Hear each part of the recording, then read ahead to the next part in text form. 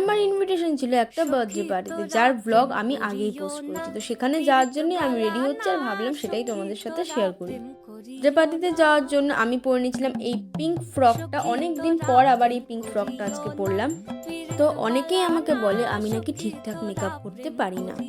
আমার অনেক বন্ধুরা বলে আমি নাকি পারফেক্টভাবে আইলাইনার পরতে পারি না, লিপস্টিক পরতে পারি না। কিন্তু দেখো, সবাই তো আর সব ব্যাপারে পারফেক্ট হয় না। কিন্তু আমি যেটুকু মেকআপ পারি সেইটুকুই করি।